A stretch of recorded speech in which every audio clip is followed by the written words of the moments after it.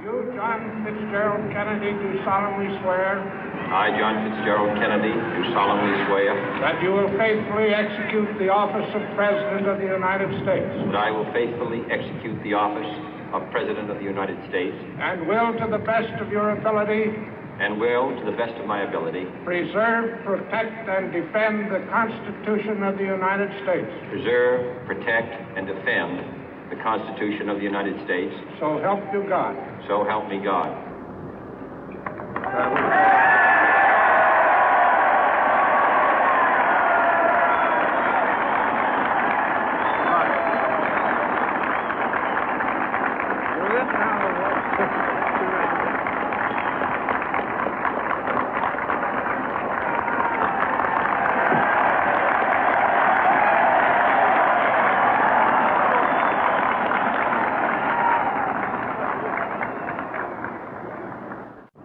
Vice President Johnson, Mr. Speaker, Mr. Chief Justice, President Eisenhower, Vice President Nixon, President Truman, Reverend clergy, fellow citizens.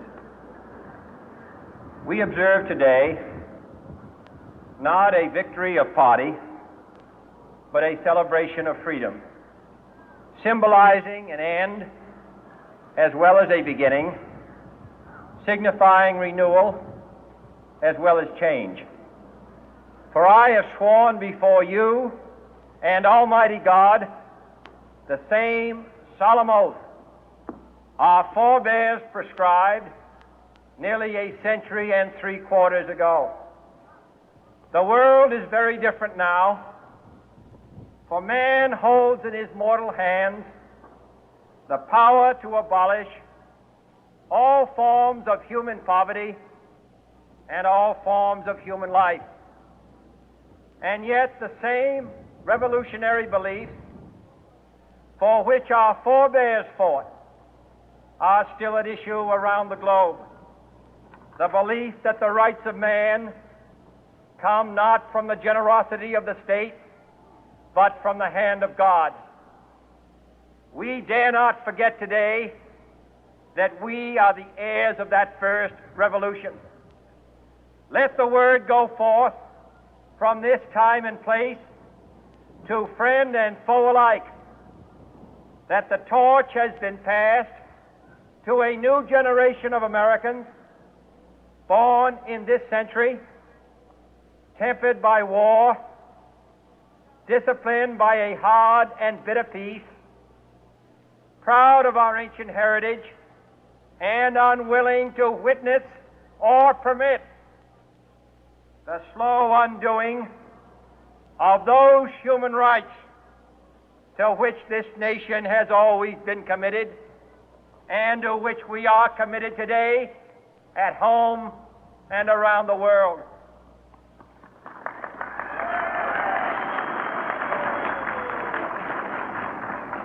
Let every nation know, whether it wishes us well or ill, that we shall pay any price, bear any burden, meet any hardship, support any friend, oppose any foe to assure the survival and the success of liberty.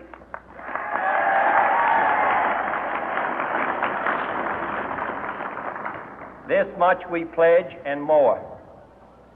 To those old allies whose cultural and spiritual origins we share, we pledge the loyalty of faithful friends.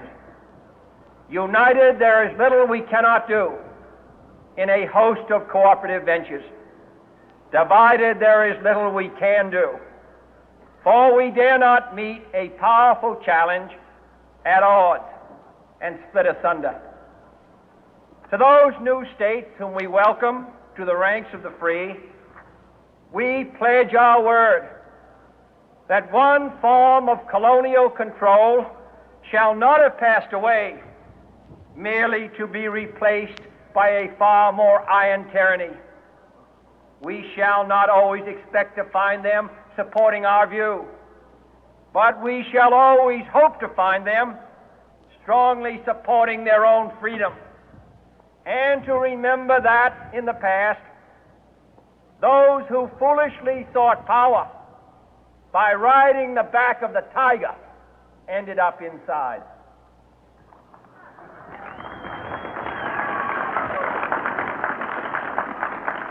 To those people in the huts and villages of half the globe struggling to break the bonds of mass misery, we pledge our best efforts to help them help themselves for whatever period is required, not because the communists may be doing it, not because we seek their votes, but because it is right.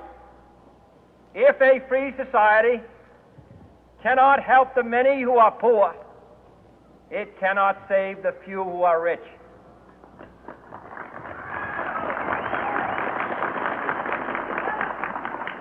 To our sister republics south of our border, we offer a special pledge to convert our good words into good deeds, in a new alliance for progress, to assist free men and free governments in casting off the chains of poverty.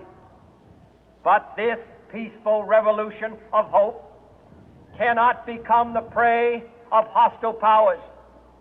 Let all our neighbors know that we shall join with them to oppose aggression or subversion anywhere in the Americas.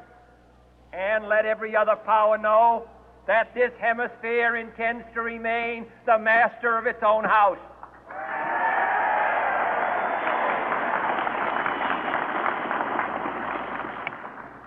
To that World Assembly of Sovereign States, the United Nations, our last best hope, in an age where the instruments of war have far outpaced the instruments of peace, we renew our pledge of support to prevent it from becoming merely a forum for invective, to strengthen its shield of the new and the weak, and to enlarge the area in which its writ may run.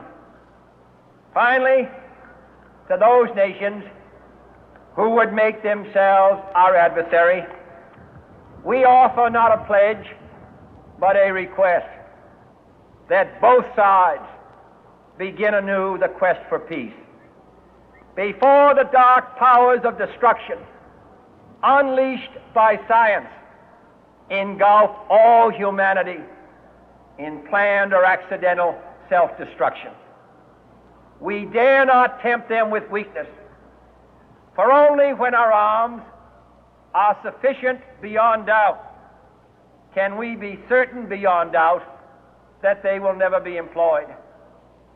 But neither can two great and powerful groups of nations take comfort from our present course, both sides overburdened by the cost of modern weapons, both rightly alarmed by the steady spread of the deadly